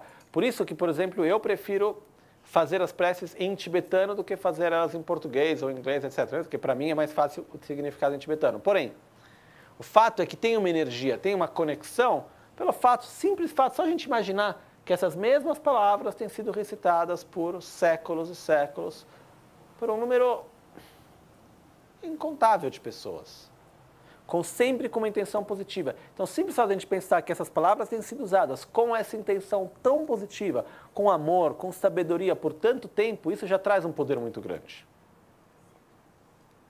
Então, existe um exemplo que eu já dei algumas vezes, mas que eu acho que ele acaba tocando um pouco, que é essa teoria do campo morfogenético, só para entender um pouco melhor isso, que talvez isso nos ajude um pouco a compreender um pouco mais a prática. É a teoria dos 100 macacos, né, que foi feito um estudo nos anos 70, no qual eles tinham algumas ilhas no Japão. E nessas ilhas no Japão tinham vários macacos e eles estavam estudando as diferenças dos macacos nas várias ilhas, né? Aí o que aconteceu? Eles chegaram e num dos estudos numa dessas ilhas, o que eles estavam fazendo, eles começaram a ver como que os macacos iam reagir se eles tivessem um tipo de comida, eu acho que era batata, alguma fruta que eles estavam dando para esses macacos. Só que as frutas eram jogadas no chão. Então o que aconteceu? Quando a fruta caía no chão, a fruta estava toda suja, então no começo eles não conseguiam comer direito a fruta. Aí depois de um tempo, teve um dia que um macaco lá, que tem até nome para o macaco nessa história que estavam estudando, foi lá e lavou a fruta. Lavou e começou a comer e deu certo, né? Aí ensinou para o outro, que ensinou para o outro, que ensinou para o outro. Daqui a pouco estava todo mundo lavando a fruta. Até aí, tudo normal. Porém, o que aconteceu? Esse mesmo estudo estava sendo feito em várias ilhas ao mesmo tempo. E quando em uma ilha, um certo número de macacos começou a lavar a fruta, na outra ilha, que não tinha nenhuma comunicação, não tinha telefone, fez nada. O que aconteceu? Os macacos da outra ilha começaram a lavar do mesmo jeito também. Então a teoria diz que quando um certo número de seres tem uma atitude, isso se transmite para os outros. Podemos chamar de inconsciente coletivo, chamamos como queremos. Isso transmite. Tem um outro estudo que foi feito ainda mais objetivo, de uma certa forma, que diz: quanto mais pessoas têm compreensão de um conceito, mais fácil se torna compreender aquele conceito. Então, o que eles fizeram? Pegaram uma imagem que era composta de várias imagens dentro dela, e foram na Austrália e andavam pela rua perguntando para as pessoas: quantos rostos você encontra nessa imagem? Para decifrar um pouco a imagem. E cada pessoa tinha X segundos, 15 segundos, digamos, para poder reconhecer. E as pessoas reconheciam em média 10, 12 rostos que tinham. Aí, no mesmo momento em que estavam fazendo isso, depois de algumas horas que estavam lá, na Inglaterra, numa rede de TV fechada, eles mostraram essa imagem e descreveram cada detalhe dela, mostrando os segredos que estavam por detrás. E centenas de milhares de pessoas viram a imagem com os detalhes e entenderam os segredos que estavam por detrás da imagem. Poucos minutos depois, na Austrália, enquanto continuavam com a pesquisa, perguntando para as pessoas, o número de rostos que as pessoas reconheceram na imagem aumentou muito. Do momento no qual um número grande de pessoas tinha conhecimento daquilo. Então, o que se diz, essa teoria? Que quando um número grande de pessoas tem conhecimento de algo, isso facilita para outras pessoas ter aquele mesmo conhecimento. Por isso que o Brasil está com esses políticos todos. Não, o problema é muito maior. É do negativo e para o positivo. É isso que eu quero. Não, mas isso tem a ver com a superficialidade, isso tem a ver com mil coisas, com todo o conceito de corrupção, com várias coisas, na verdade. O que acontece é o fato da gente ter uma atitude, quanto mais aquilo se torna comum, mais aquilo se multiplica. Então, o que acontece, porque o ponto que a gente está chegando aqui qual é? Que, na verdade, o que essa teoria diz, e que, na verdade, isso encaixa muito bem com os ensinamentos budistas, é que existe, ao mesmo tempo, por exemplo, uma família tem um campo morfogenético. Uma linhagem tem um campo morfogenético que eu recebi do meu mestre, o mestre que recebeu do meu mestre, tem uma conexão, tem uma energia a qual eu posso me conectar. Então, o que acontece é que no momento no qual a gente vai estar recitando essa prece, a gente vai estar fazendo as mesmas visualizações daquilo que eu expliquei hoje. São as mesmas visualizações, a mesma prece, a mesma atitude que tem sido explicada por séculos e séculos. Então a gente vai estar fazendo a mesma prática que foi feita por séculos. A gente vai estar recitando as mesmas palavras. Porém, a gente tem algo a mais que é uma transmissão ininterrupta. A gente tem a conexão com essa linhagem. Então, o fato de eu ter recebido isso de meu mestre, que recebeu do seu mestre, que recebeu do seu mestre, que recebeu do seu mestre, que recebeu do seu mestre, que recebeu do seu mestre, que recebeu de Lama Tsongkhapa,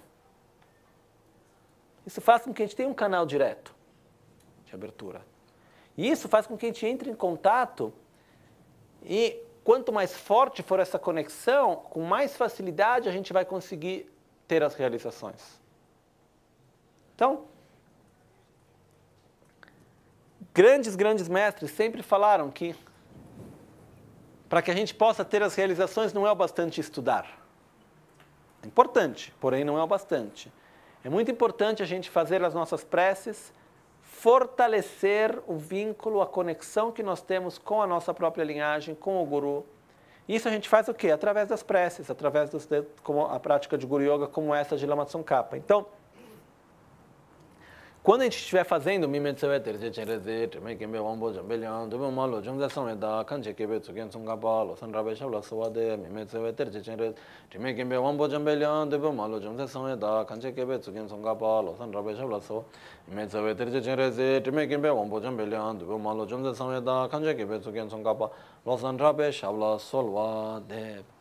a gente entra em contato com o Guru do Guru, até chegar a Lama Tsongkhapa. Então, efetivamente, isso tem um poder muito grande para nós mesmos. E o que é interessante da gente observar é que o processo de realizações, o estudo é importante, porém não é a única coisa. Então, não é um processo unicamente conceitual, intelectual. Tem uma parte que vem do nosso coração através dessa conexão que a gente cria também. Por favor.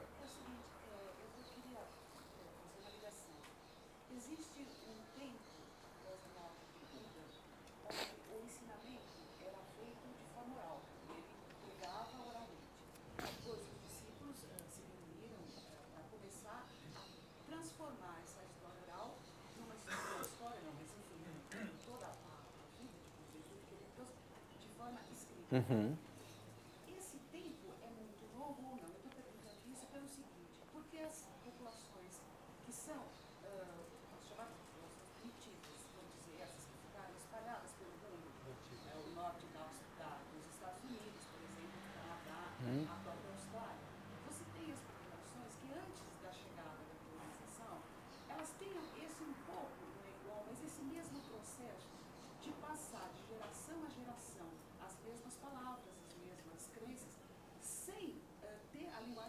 O escrito veio pela palavra de outro, pela palavra do externo. Então, eu acho interessante, eu fico me perguntando que isso que a gente está vendo aqui é algo que também existiu um pouco de uma outra coisa em outras populações, que não são as ocidentais, que são sempre as populações fora do mundo ocidental. O que acontece é, na verdade foi pouco tempo depois da morte de Buda, porque o que ocorreu foi que eram os discípulos diretos de Buda que transcreveram, né? Então isso quer dizer que não foi muito tempo depois. Porém, sempre se manteve a ênfase, a importância primordial, digamos, primária, para a transmissão oral, né? Então, para que os ensinamentos sejam vivos, eles necessitam da transmissão que é chamada Lung Chokor e Tokpe Chokor, o roda do Dharma oral e a roda do Dharma de realizações, ou seja, é necessário que seja transmitido a própria experiência e o conhecimento. O que vem escrito é apenas o conhecimento, é a descrição, o que é a bodhicitta, o que é a correta visão da realidade, etc, etc. Porém, as realizações é uma coisa que quem transmite, o Dharma ele não vai ser mais vivo se não tiver mais pessoas que têm a experiência direta e que transmitam essa experiência direta. Se diz que os ensinamentos são vivos no momento no qual existe uma linhagem ininterrupta e que existam pessoas que recebendo esses ensinamentos, entrando em contato com essa linhagem, consigam transformar a própria mente. Isso é que faz com que o Dharma seja vivo ou não. Então, o que acontece, efetivamente, isso até hoje existe. Mesmo que tenham sido feitos os ensinamentos escritos, é essencial a parte da linhagem. Se diz que para nós no budismo, se perde a linhagem, é como eu posso construir uma casa e fazer o sistema elétrico lindo, colocar lâmpadas lindas, fazer tudo perfeito. Porém, se entre a minha casa e a central elétrica cair um poste, não vou ter mais eletricidade aqui. Isso quer dizer o quê? Se entre a minha prática e Buda, entre os meus mestres da linhagem, algum deles quebrar essa linhagem, eu posso ter todo o conhecimento, sentar bonitinho, recitar direito, mas não vai chegar a eletricidade, vai estar faltando essa transmissão, né? Mas eu acredito que isso tenha sido algo comum em várias e várias e várias tradições, realidades antigas. Isso porque, na verdade, é o que faz parte da natureza, como as coisas são muitas vezes. Então, tem várias tradições que a gente vai ver, tem muita coisa parecida. Não é necessariamente porque venha do mesmo lugar. Mas muitas vezes é porque existe uma percepção sutil de como as coisas são. Então, a necessidade dessa transmissão. Um dia eu estava até conversando com 2 grandes músicos sobre linhagem. Aí eles falaram, na música a gente também tem a linhagem. Ele falou, por exemplo, aí eu não lembro o nome de músico nenhum, mas eles estavam falando lá, eles falaram, então, quando você vê, por exemplo, aqueles que aprenderam flauta com esse mestre, na forma deles de tocar, você consegue ver o jeito do mestre daqui do mestre de flauta. Né? Então, tem coisas que se transmitem também, e tem esse aspecto que existe. O problema é que, hoje em dia, na nossa sociedade, a gente acabou dando uma importância enorme apenas para o conhecimento em si teórico, e tirou o aspecto da transmissão que existe de pessoa a pessoa, que é algo extremamente importante. Né? Então, por sorte, no budismo a gente tem isso. Para ter uma ideia só da importância que se dá para a transmissão oral no budismo, no Tibete ainda mais, e eu já vi isso acontecer. No Tibete, por exemplo, aconteceu que tem todo um texto, que são, na verdade, 19 volumes, que são todos textos de um mestre, e em Tashilhunpo tem apenas 2 monges que receberam a transmissão oral disso tudo. Um está muito velhinho, e o outro é um monge normal, não é nenhum professor, não é ninguém muito respeitado no monastério. Mas mesmo assim as pessoas vão lá, organizaram de lá, ele não consegue nem ler tão rápido. Então eles organizaram alguns monges de ir lá, faz 3 prostrações, faz as oferendas, e ele vai lá e ele vai ler o texto, fazer a transmissão. Se conta que teve uma vez, numa região do Tibete, na região de Kham, que só sobrou uma senhora velhinha e meio cega que tinha a transmissão dos sutras de Buda.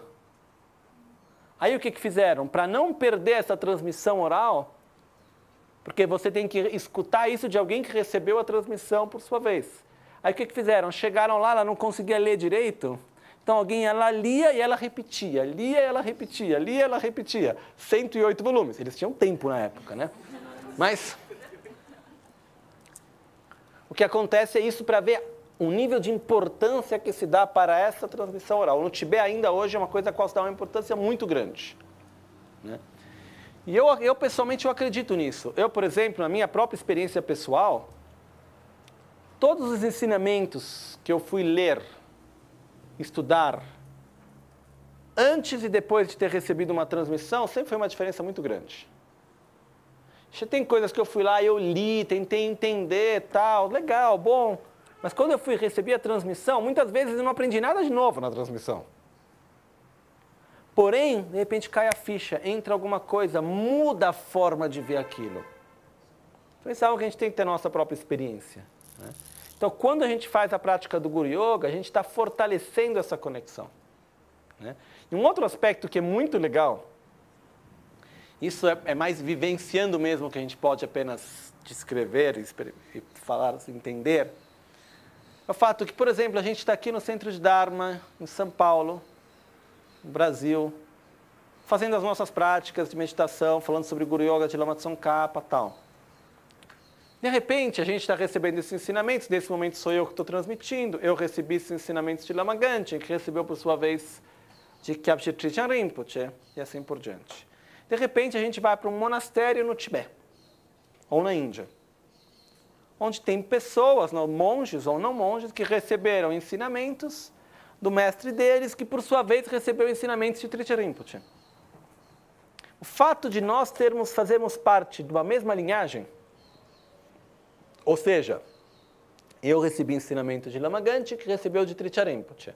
Outra pessoa recebeu, por exemplo, de Dema Gonsa Rinpoche, que recebeu de Trichan Rinpoche. Quando a gente se encontra, mesmo sem se conhecer, existe uma sensação profunda de família. Como se fosse o primo que nunca viu. Mas é uma coisa forte, não é uma coisa conceitual. E é uma coisa que eu já tive muitas vezes, mas não só eu, muitos de nós que viajaram, que estiveram na Índia, no Tibete, é uma coisa muito bonita, muito forte.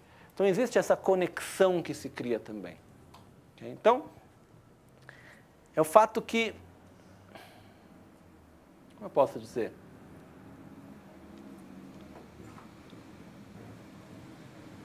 Existe uma linhagem, existe uma transmissão, existe uma... É muito difícil de colocar em palavras, porque na nossa cultura a gente não tem palavras para isso, né? Se a gente fosse dar uma palavra mais moderna, seria: existe um campo morfogenético ao qual podemos nos conectar e fortalecer, né? Então é por isso que essas preces têm um grande poder. Okay? E ao mesmo tempo, é simples fato a gente imaginar que são as mesmas visualizações que sempre foram feitas. E ao mesmo tempo elas estão mais do que testadas, são séculos que fazem essas práticas, sempre funcionou. Para nós também deve funcionar. Então, a gente vai fazer uma pequena pausa agora, aí depois a gente vai estar entrando para explicar as visualizações que existem na recitação do mantra, e terminar depois com a prece, que é chamada a base de todas as boas qualidades, que é a meditação no caminho gradual à iluminação. Ok? Mas é muito importante a gente chegar nessa compreensão da importância de se conectar com o caminho, a importância de se conectar com a linhagem. Isso é algo que é muito forte, é uma coisa que quando a gente tem esse sentimento, ele vai além das palavras. Uma coisa que a gente tem que ter a nossa experiência, mais do que qualquer outra coisa. Okay? E uma coisa que é conectada com isso, que é um pouco um segredo, mas a gente pode falar sobre ele, uma coisa muito pessoal, na verdade, mas é só para compartilhar um pouco sobre isso. Uma coisa que eu tive a minha experiência e depois um dia contando, me disseram que Trichan Rinpoche falava muito sobre isso. É o fato que, por exemplo, cada vez que eu me encontro na posição de ter que compartilhar o Dharma, como nesse momento, eu venho, faço 3 prostrações antes de me sentar no trono, me lembro da impermanência, eu vou morrer, Ou seja, não é que tem que ficar apegado a essa imagem, tá? Eu estou aqui para representar uma linhagem, para representar os ensinamentos, para transmitir, para criar uma conexão, né? E o que acontece é que, pelos fatos, por isso que eu começo sempre fazendo os mantras e a prece, os mantras do meu guru, estou me conectando com as bênçãos do meu guru e assim por diante. E o que acontece é que a experiência que se vive pessoalmente é que existe uma diferença enorme em explicar algo ou refletir sobre algo num momento como esse, no trono, num contexto de ensinamento ou num outro momento. A mente, falo para mim, a mente se torna mais clara. Tem coisas que antes eu nunca entendia, de repente eu estou entendendo. Tem coisas de forma de compreensão mesmo que muda. É muito diferente, é muito, muito diferente, né? Isso Tricharya Rinpoche dizia, as bênçãos do trono. Ele dizia, quando eu sento no trono, eu sou outra pessoa. Isso é uma experiência que eu pessoalmente já passei várias vezes, né? Mas isso não é nada de especial que eu tenha ou do trono físico em si. É da conexão que a gente tem nesse momento com a linhagem. É o fato de eu ter um estado, uma conexão pura de fé com meu mestre, os mestres dos meus mestres. Então a gente entra em contato com essa bênção também. Então, isso tem um poder especial, é algo que eu falo da minha própria experiência. E como muitos de vocês sabem, eu sou uma pessoa bastante cética. Então eu não fico mistificando as coisas. Eu acredito naquilo que ou eu tenho a minha experiência direta ou eu tenho uma razão lógica. Nesse caso eu tenho as duas. Então, um pouco compartilhando isso, é uma coisa bastante pessoal, na verdade, porém, é bom a gente saber que a gente tem essa conexão que é verdadeira, que a gente tem uma linhagem, uma prática que é viva, que não é uma coisa que a gente acordou ontem, pegou um livro e falou, olha que legal, o Guru Yoga te levantou capa, vamos ver. Não é exatamente assim, né? Então, eu recebi esses ensinamentos pela primeira vez aqui no Brasil por Lama Zopa Rinpoche, por Geshe Sopa, recebi esses ensinamentos de Lama Ganchen, recebi ensinamentos de Geshe Thupten Rinchen, recebi esses ensinamentos de Sua Santidade Dalai Lama, recebi eles no Tibete, do Abade de Tashilhunpo Kachin Losam Phuntsho Rinpoche. Então, na verdade, a gente vai entrando em contato com essa linhagem e vai tendo, por isso, a possibilidade de transmitir também, né? Por favor.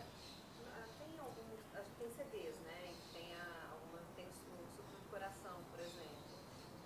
E lá tem a transmissão. Sim. Adianta ou tem que ser pessoalmente?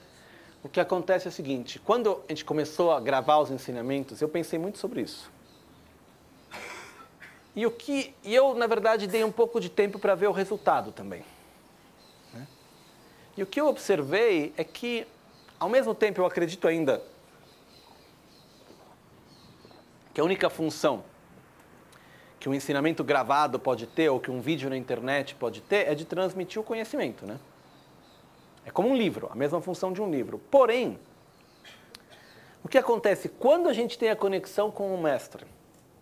Faça um exemplo. Um livro maravilhoso que é Liberação na Palma da Tua Mão, de Paponka Rinpoche. Lamrim Namrolajan. Quando a gente lê o Lamrim Namrolajan, para muitos de nós, é como se Paponka Rinpoche estivesse lá na nossa frente. A gente sente aquilo, é profundo. Por quê? Porque a gente está conectado, porque ele é o mestre do mestre de nossos mestres. Então tem uma conexão que vem junto. Então quando a gente tem uma conexão e a gente escuta o ensinamento, não é apenas um escutar algo, existe algo mais profundo que vem junto também. Por isso que é legal, antes de começar, talvez fazer o mantra do Guru, se conectar, gerar motivação. A gente se conecta dessa forma, né? A transmissão em si, eu ainda acho que é melhor fazer uma transmissão direta, oral. Porém, toda a parte dos ensinamentos e tudo isso não é apenas um simples escutar, não é uma coisa estéril. Ela vem com uma energia que não é que está no CD, está na nossa conexão que a gente tem de coração para coração. Ok? Vamos fazer uma pausa agora, aí voltamos. Jetsun lame kutse raptenchi namkar trile chochur gepadang losan tempe dreme sasumgi tatu ne gyurchi Nimo dele tsendele, nime kuyan delekshi, nintzen taktu delek, kuncho Modrutso Concho Sumge Trashisho. De sol a sol, à noite ou ao meio-dia, possam as três joias conceder-nos suas bênçãos. Possam as três joias ajudar-nos a alcançar todas as realizações. Possam as três joias espalhar muitos sinais auspiciosos no caminho de nossas vidas. Então voltamos em 20 minutos, meia hora máximo.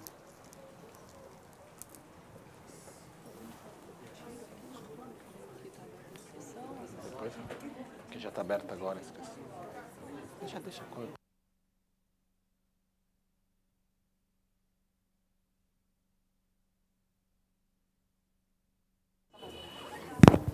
Uma informação técnica, rapidamente só.